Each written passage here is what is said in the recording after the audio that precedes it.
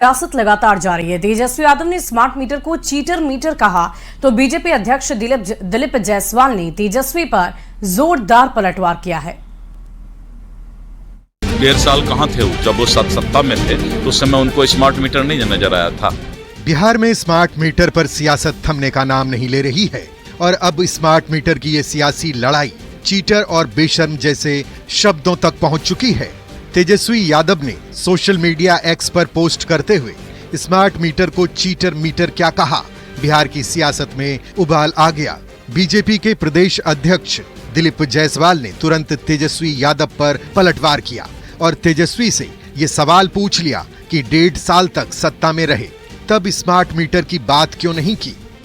1.5 साल कहां थे वो, जब वो सत्ता में थे तो उस समय उनको स्मार्ट मीटर नहीं नजर आया था। ये सब बेशरम लोग सब हैं। जब सत्ता में रहते हैं तो सब कुछ भूल जाते हैं और जब सत्ता से हटते हैं तो जनता का हर चीज याद आ जाता है। इससे बड़ा बेशर्मी क्या हो सकता। तेजस्वी यादव पर दिलीप जायसवाल के पलटवार ने राजनीतिक माहौल को और ज्यादा गर्म कर दिया। आरजेडी ने दिलीप जायसवाल के शब्द पर एतराज जताते हुए मर्यादा में रहने की बात कही। भाषा का इस्तेमाल भारतीय जनता पार्टी के प्रदेश अध्यक्ष और बिहार सरकार के मंत्री ने किया है, ये बातें उनको शोभा नहीं देती है। मतलब ये कि स्मार्ट मीटर पर बिहार में घनघोर सियासत जारी है और दोनों ही ओर से शब्दों के बांध को तोड़ा जा रहा है। लेकिन इसके इतर ये समझना जरूरी है कि बिहार में स्मार्ट मीटर लगाने की जरूरत क्यों पड़ी। तो इसको समझने के लिए सीएम नीतीश कुमार का एक और पुराना बयान सुन लीजिए।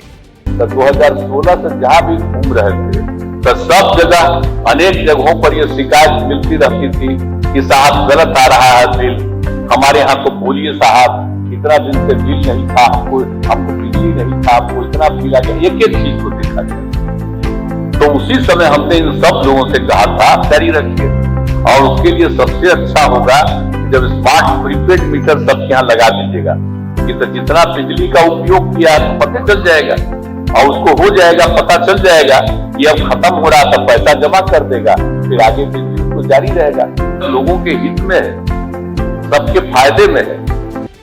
यानी जब स्मार्ट मीटर नहीं था तब लोग बढ़े हुए बिल से परेशान रहते थे और मुख्यमंत्री से शिकायत करते थे। सीएम नीतीश ने लोगों की परेशानी को कम करने के लिए ही स्मार्ट मीटर लगाने की योजना शुरू करवाई। अब उसी स्मार्ट मीटर पर सियासत तेज है। न्यूज 18 के लिए पटना से रवि एस नारायण और धर्मेंद्र कुमार के साथ ब्यूरो रिपोर्ट। स्मार्ट मीटर को लेकर के सरकार और विपक्ष में खींचतान जारी है। आरजेडी के प्रदेश अध्यक्ष जगदानंद सिंह ने फिर सरकार पर हमला बोला।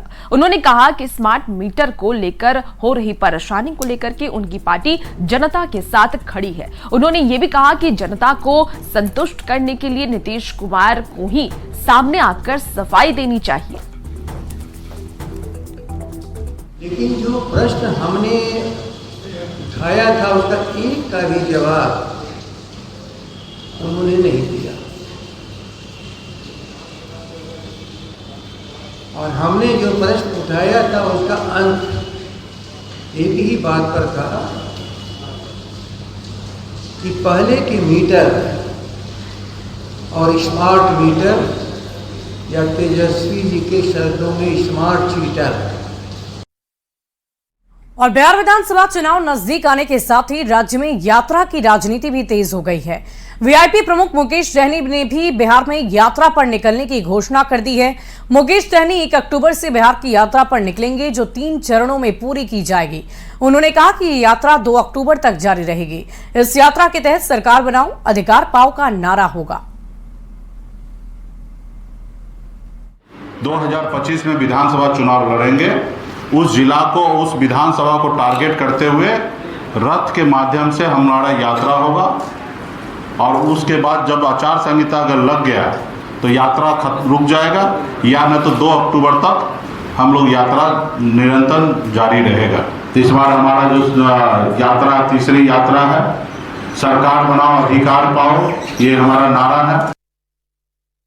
आरजेडी के पूर्व एमएलसी सुनील सिंह भी की जो मुश्किलें हैं वो अब बढ़ती जा रही हैं। धोखाधड़ी मामले में कोर्ट ने गैर जमानती वारंट जारी किया है, जिसके बाद वारंट की कॉपी पटना पुलिस ने सुनील सिंह के फ्लैट पर चिपकाया। बता दें कि धोखाधड़ी से जुड़े एक मामले में कोर्ट ने सुनील कुमार सिंह को हाजिर होने को कहा था, लेकिन वो उपस्थित नहीं हुए, जिसके बाद कोर्ट ने उनके खिलाफ वारंट जारी कर दिया। मामला फतुहा थाना क्षेत्र से जुड़ा हुआ है। जानकारी के मुताबिक मामला 2005 का है, जिसमें लेन देन में हेराफेरी का आरोप सुनील सिंह पर लगा है। सुनील सिंह आरजेडी अध्यक्ष लालू प्रसाद के परिवार के काफी करीबी माने जाते हैं। ऐसे में बिहार विधानसभा परिषद में मुख्यमंत्री नीतीश कुमार की मिमिक्री करने के बाद सुनील सिंह की सदस्यता चली गई थी और अब किसी भी वक्त उनकी गिरफ्तारी हो सकती है। तो बड़ी खबर आपको इस वक्त पटना से बता रहे हैं। आरजेडी नेता सुनील सिंह पर एक बड़ा आरोप, धोखाधड़ी मामले में गैर जमानती वारंट जारी किया गया है। और खबर नवादा से है, जहां आंगनबाड़ी केंद्र में जहरीला भोजन खाने से 11 बच्चे बीमार पड़ गए। उनके साथ एक महिला की भी तबीयत खराब होने की खबर है। नवादा नगर थाना क्षेत्र के महोली गांव की यह घटना बताई जा रही है। सभी बच्चों को इलाज के लिए नवादा सदर अस्पताल में भर्ती किया गया। राहत की बात यह रही कि सभी की हालत अब खतरे से बाहर है। बताया जा रहा है कि आंगनबाड़ी केंद्र में खिचड़ी बनी थी और इसी में छिपकली आकर गिर गई और इसी के खाने के बाद सभी की हालत बिगड़ गई। समय पर इलाज शुरू होने से किसी की भी हालत खतरे में नहीं आई, बल्कि खतरे से बाहर है। खाया स्कूल, इसी से बच्चा सब ऐसे हो। आपको क्या आंगनबाड़ी आंगन कहाँ पे हुआ है? मौली में। कितना बच्चा है? 10-11 को है। ये घटना 12 बच्चों की है जो फूड पॉइजनिंग का केस है। कहाँ से है? मोहली गांव से। तो अभी तक कितना बच्चा यहाँ पहुँच चुका? 11-12 है, जिसमें एक बड़ी है औरत है। क्या स्थिति है सर? स्थिति बहुत अच्छा है, ठीक ठाक है, नियंत्रण में। और खबर अब मुजफ्फरपुर से है, जहां डॉक्टर पर नाबालिग से छेड़खानी और रेप की कोशिश का आरोप लगा है। घर में भाई से मोबाइल फोन को लेकर के झगड़ा के बाद नाबालिग ने जहरीला पदार्थ खा लिया था, जिसे सरैया के निजी नर्सिंग होम में उसे भर्ती कराया गया था। आरोप है कि इसी दौरान अस्पताल संचालक डॉक्टर सन्नी ने रेप की कोशिश की। किसी तरह जान बचाकर भागी नाबालिग ने परिवार के सदस्यों को पूरी जानकारी दी, जिसके बाद डॉक्टर सन्नी और कर्मचारी पंकज के खिलाफ केस दर्ज कराया गया। पुलिस ने आरोपी कर्मचारी को गिरफ्तार कर लिया है, जबकि फरार डॉक्टर की तलाश जारी है। बता दें आपको कि आरोपी डॉक्टर आरजेडी के चर्चित नेता शंकर राय का बेटा बताया जा रहा है। वगैरह भी हम लोग देखे हैं, सीसीटीवी में उसके चिल्लाते हुए भागने का उसमें कैद है सीसीटीवी में। बाकी अनुसंधान हम लोग कर रहे हैं। एक कंपाउंडर, ये इसमें 2 अभियुक्त हैं, एक डॉक्टर सन्नी कुमार और उनका कंपाउंडर शायद पंकज कुमार नाम है। तो एक कंपाउंडर को तो गिरफ्तार करके हम लोगों ने जेल भेज दिया है। सन्नी के पिता का नाम क्या? सन्नी के पिता शंकर राय है। तो वो हम लोग ये उनकी खोज में भी लगे हुए हैं।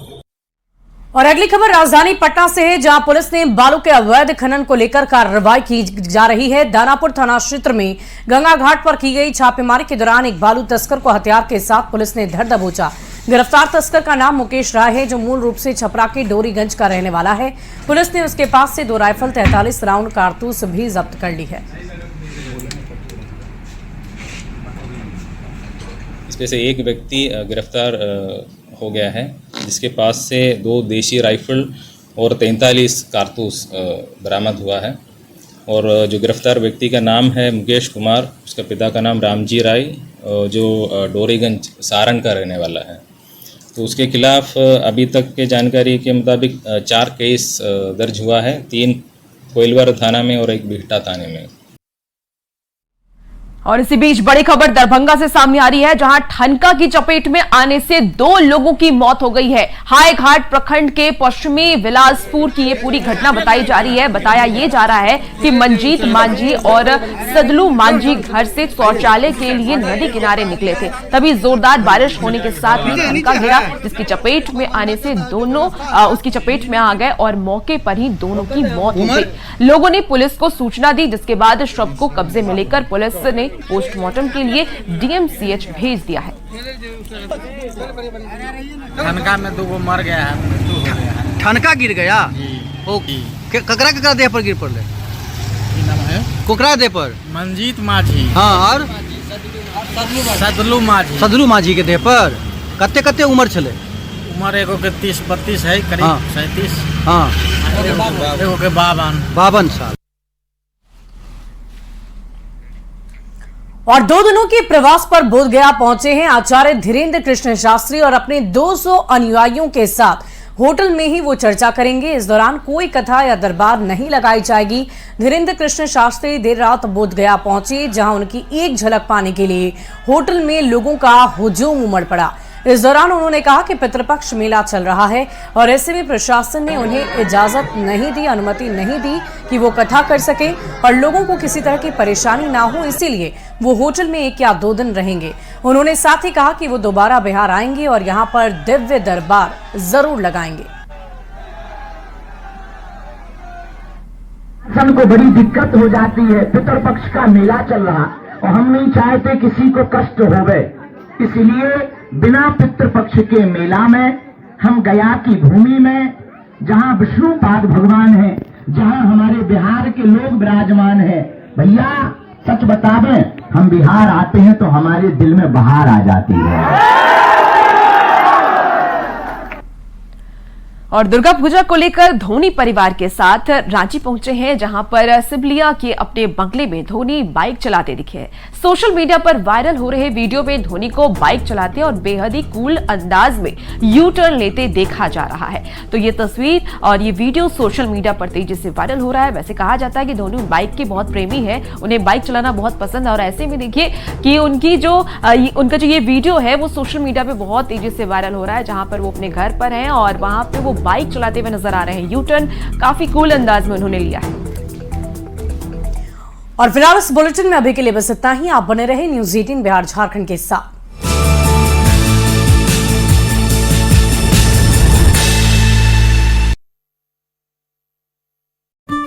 लोगों को सचेत करने की कार्रवाई चल रही है। तो पश्चिम चंपारण में जिला प्रशासन हाई अलर्ट पर है, जल संसाधन विभाग की टीम अलर्ट पर है। गंडक बराज की बात करें तो लगातार नेपाल के में हालात बेकाबू हो रहे हैं, जिसके बाद गंडक नदी का जलस्तर भी बढ़ रहा है और गंडक बराज के फाटकों पर बढ़ते दबाव के बाद यहाँ पे अभियंताओं की टीम लगातार कैंप कर रही है। तो फिलहाल लगातार गंडक नदी का जलस्तर बढ़ रहा है और वाल्मीकि नगर गंडक बराज पर यह जलस्तर करीब 4 लाख क्यूसेक के पार करने जा रहा है। मुन्ना राज, न्यूज़ 18, वाल्मीकि नगर गंडक। 70 घाट, 0 माइल और सारण तटबंध की सुरक्षा का जायजा लिया। डीएम ने न्यूज़ 18 से बातचीत में बताया कि तटबंध के निचले इलाके में बसे लोगों को ऊंचे स्थानों पर बनाए गए कम्युनिटी किचन में जाने की अपील बार बार की जा रही है। जिला प्रशासन बाढ़ को लेकर हर स्थिति से निपटने के लिए तैयार है।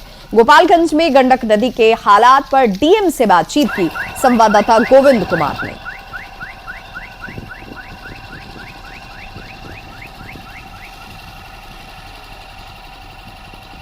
गोपालगंज में गंडक नदी का जलस्तर लगातार बढ़ रहा है और ऐसे में गोपालगंज के डीएम मोहम्मद मकसूद आलम और सदर एसडीओ के अलावा आपदा विभाग के प्रभारी इस वक्त गोपालगंज के 70 घाट में बैकुंठपुर में जो है गंडक नदी के पास वहां पर निरीक्षण करने के लिए पहुंचे हैं। 70 घाट यही वो 70 घाट है जहां पर एक बार 70 घाट पुल का अप्रोच सड़क जो है कट गया था और ऐसे में डीएम इस वक्त जो है हालात का जायजा लेने के लिए पहुंचे हुए हैं। हम सीधे तौर पर डीएम से ही बात करते हैं। सर, अभी क्या सिचुएशन है? अभी देखिए, नेपाल में अत्यधिक बारिश हुई है। अभी तक का सिचुएशन है कि वाल्मीकि नगर से 4,40,000 क्यूसेक पानी छोड़ा, जो ग्रेजुअली आ रहा, ग्रेजुअली इसको बढ़ा भी रहा, संभवतः 5-5.5 तक जाएगा। तो हम लोग अलर्ट हैं, पब्लिक को भी अनाउंस करा रहा है, माइकिंग करा रहा है कि अगर ऐसा सिचुएशन आता है कि पानी आ गया तो ऊंचे स्थान पर हम लोग उसको शिफ्ट करेंगे और वहाँ पर जो सरकार द्वारा जो प्रस्तावित है, जो एसओपी बताता है, उसके तहत हम लोग उसको सुविधा देंगे। क्या अपील की जा रही है सर, जो निचले इलाके में? निचले अपील में जो है उन लोग अभी घर खाली नहीं किए, लेकिन अपील किया जा रहा है कि पानी जब आएगा तो आप खाली कर दें। ऊंचे स्थान पर हम लोग शरण स्थल बनाएंगे, वहाँ पे सारा जो सुविधा कम्युनिटी किचन वगैरह भी चलाएंगे। जो एसओपी हम लोग का आपदा प्रबंधन का, उसके तहत हम लोग सारा चीज़ उसको सुविधा देंगे। तो 70 घाट का भी जायजा लिया गया? 70 घाट का अभी तो पानी तो नहीं आया है, लेकिन आने की संभावना है। तो हम लोग सैंड फिलिंग वगैरह करवा रहे हैं, बोला रहा कि जहाँ पे इस तरह का, तो हम लोग भरसक प्रयास करेंगे कि कहीं से ब्रीच नहीं हो। अगर ऐसी नौबत आ भी जाती है तो हम लोग सतर्क हैं, हम लोग अलर्ट हैं, हम लोग पूरा टीम काम कर रहा है। संभावित बाढ़ को लेकर जिला प्रशासन पूरी तरह से अलर्ट है। न्यूज़ 18 भी निचले इलाके में बसे लोगों से ये अपील कर रहा है कि वो समय से बाहर निकलकर ऊंचे स्थानों पर शरण लें और प्रशासन की ओर से भी अपील लगातार की जा रही है कि जो लोग निचले इलाके में बसे हुए वो सुरक्षित जो है ऊंचे स्थानों पर शरण लें। ऐसे में गोपालगंज प्रशासन की पूरी टीम इस वक्त बाढ़ को लेकर अलर्ट और मुस्तैद है। गोविंद कुमार, न्यूज़ 18, गोपालगंज।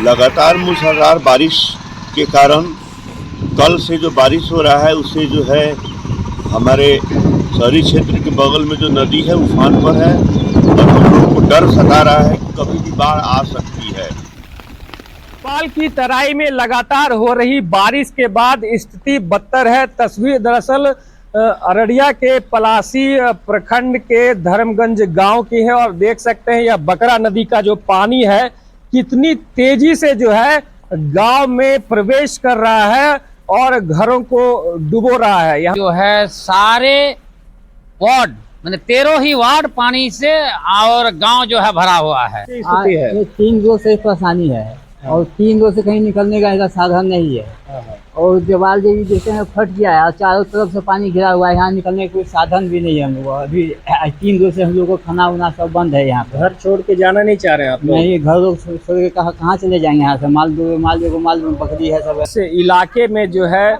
बकरा नदी का पानी प्रवेश कर गया है, बाढ़ आ गई है। अब इंतजार है उन्हें प्रशासन के मदद की। सतीश कुमार, न्यूज़ 18, पलासी, अररिया।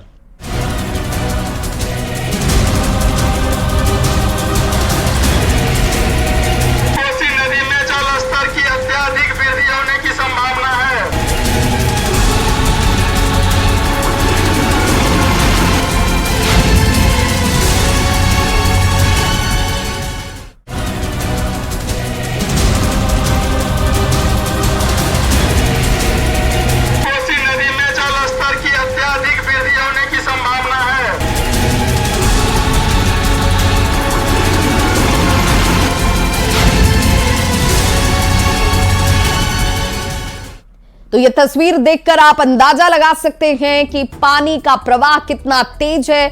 इस वक्त कोसी बराज के 56 गेट खोल दिए गए हैं। लोगों से लगातार माइकिंग के जरिए ये अपील की जा रही है कि अगर आप निचले इलाके में रहते हैं तो ये पानी का जो वेग है वो आपके इलाके तक पहुंचे, उससे पहले आप सुरक्षित स्थानों की तरफ पलायन कर जाएं।